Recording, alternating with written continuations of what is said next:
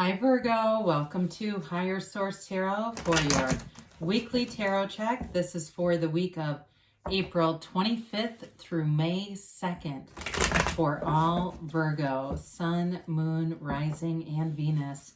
If you're new to the channel, welcome to you. I post new readings every Friday, then again on Monday. So if a reading doesn't resonate, you can always check back in a couple of days and watch a new reading.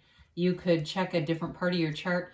You can even just look around on Mondays because the readings are a different format every Monday, and you can find a lot of different kinds of readings there. So thanks to everybody who's been supporting the channel by hitting that like button, watching readings, and of course subscribing. I do appreciate you very much.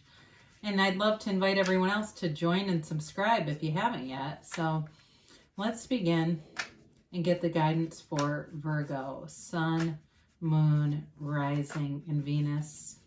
What does Virgo need to know, please? What messages do you have for Virgo, please? Okay, we're going to start here with the tarot. Then we will use the Angel Answers Oracle cards as well. All right, so we start off here. We've got the Three of Cups, the Emperor, the Fool. Very interesting. The Lovers, the Ace of Wands, wow, Knight of Cups, beautiful. Jeez, Virgo, the Four of Lovingness, wow, the Four of Wands and the Four of Pentacles. What an awesome reading. Damn, you have here Aries, you've got Gemini, you have Fire, Aries, Leo, Sag, you've got Water, Pisces, Cancer, Scorpio. You do have Earth here too, a little bit of it too, okay? So Taurus, Virgo, Cap. Interesting. Wow. I definitely can tell you there's love here. There's a commitment here. And it's honorable. There is the potential of reconciliation too here. So just to be aware of that. I do love to see this so with three major arcana. But, you know, the Three of Cups is an awesome energy. It's a celebratory energy. It is, I mentioned it's reunions. It can be a new beginning too, though. Embarking on a new endeavor of the heart. So it's definitely happy, joyful energy around you. You know, these three ladies are dancing. They're celebrating. They're in appreciation of those cups. And they don't see anything else but happiness. Okay, so anything you're setting out to do here, because you definitely have a new chapter coming in here. Beautiful new chapter. You are moving in the right direction. There's no doubt about it. And with the Emperor, you've got that confidence, that conviction to move forward with anything that you do. And the Emperor's protective energy too, very much clear-headed, knowing what to do. You know, he does wear that suit of armor, so be aware of that in terms of keeping your heart open, not armoring yourself or protecting yourself. I do feel for you in this reading, it has to do more with just a protective energy around you, people who are looking out for you. And it could be in the most mundane ways. You may have some synchronicity where you're walking and somebody says, hey, look out for that, and there's a puddle of something in front of you. It can even be on that level. It may also be the person who you are attracting, somebody who works in management or something where they're in some kind of an authority kind of a figure. I mean, it really is all about that concrete kind of moving forward. And, you know, the Emperor knows exactly what to do. The Emperor is also wealth too. So there's money here. There's great aspects for money here. The Emperor does not want for anything. And so it's all about taking initiative because the Emperor is in command. You know, this is the commander of the tarot. So it really is a position of two. You may be in some authority yourself where you're able to give great direction, great kind of like a long-term, what do we need to do, and being able to give advisement in some way, or if you're an advisor of some sort, it's the right position for you. So I do love to see this here because it's such a card of strength and moving forward and wisdom. It's also a card of great wisdom. So there's not a downside to this reading. You have here the Fool. And what I love about this is you've got no judgment around you. This is the least judgmental energy. It's often referred to as the beginner's mind. It represents the soul.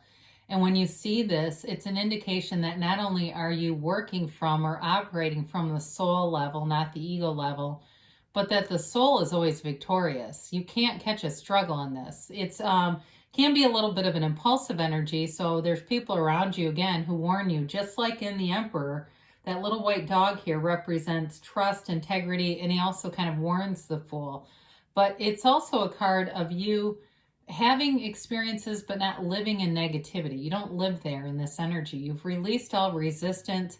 It's a brand new beginning. It's a fresh, new, clean slate. It is an awesome transition for you. So anything you're looking to do, it does feel more relationship oriented in this reading. I do want to be clear about that. But anything that you would want to move forward with, you've got nothing stopping you here. There's no obstacles in the way here for you, Virgo. So, you know, as we look at this, I mean, there's a long-term commitment moving forward here. It's beautiful energy. And there's no hang-ups with this, okay? There's nothing with the Fool. The Fool's not hung up on resentment or anything like that. It's complete freedom. It's ease. It's just a wonderful energy. So the Lovers, you know, it is guided by Archangel Raphael here. It's Adam and Eve in the Garden of Eden. So I always do that. So it's really about making a choice with a relationship to move forward, but it's guided by angels. So there's not a negative decision. It's not like you're going to make the wrong choice here. But this card too, sometimes we don't talk about this enough. And in this reading, I feel like it's important. This is also about really connecting with the subconscious. The way that Adam looks at Eve is actually symbolic of connecting with the subconscious. And so for somebody here, I feel like you're doing work in that area, whether it's listening to meditations, like you've got some old programming going on. And I get Bruce Lipton. If you know him, he wrote The Biology of Thought, and he does a lot of teaching on that, how to reprogram your subconscious, because these messages get installed in birth. And so the subconscious is very impressionable. So if it's been impressed at one point, it can be impressed again and change. And so if you want to know what's in your subconscious, look at the relationships around you. And that's a very good indicator of what you really believe in that under level, that deep lying level beneath. And so if you've had relationships, again, because this has to do much with relationships, it's time to do that reprogramming, because you have so much energy here to move you forward, and it's complete wish fulfillment. So the Ace of Wands comes in, and this is like something you've always wished for happening. It's a brand new beginning, and for some with the reconciliation, this also can be a card of reconciliation. So if you're asking, is this person coming back? The answer is yes, and there's an apology that's going to happen here. But it's also having great creativity, ideas, very positive energy. And it's like, you know, this action energy where it feels like you wave your magic wand and things just happen, because you've gotten in the Lovers. It's like getting whatever you needed to do with the subconscious mind. It's getting your thoughts to create your reality. It's really knowing and knowing what to do next. So with this, anything you begin to, I feel like you've got this great mind, body, spirit connection. I also feel like the physical body is in good shape, and it's like you're feeling good, you're looking good, and you're in this high vibrational place. I feel like this is one of the best readings I've ever had for you. The Knight of Cups comes in, and it's long-term, baby. It's a long-term offer. This is not taken lightly. It is not playing games. It's serious. Somebody wants to move forward here. So if it's reconciliation, it's here to stay. But a new person too has a vision. They have a vision of you and with you. They see a future with you. It's also the card of the dreamer, so it's often about visualization. And so with that, sometimes people get hung up because they keep visualizing and they're doing all these processes repeatedly, and they don't know why it's not happening. Well, you have to drop the desire. You have to refocus your attention on other things, because otherwise it's like saturating or flooding a garden. The seeds never grow. So with this, you have to, you do the processes, you visualize in the first person reality as if you're experiencing it, bringing in all those tones of reality, and then you move on to other things. So you don't keep redoing that. And that's also a way to impress your subconscious, because the subconscious thinks you already have it. So the Four of Wands is a marriage card. It's also a card of synchronicities. It's a foundation here. It's definitely suggests that there's success. And it's also freedom.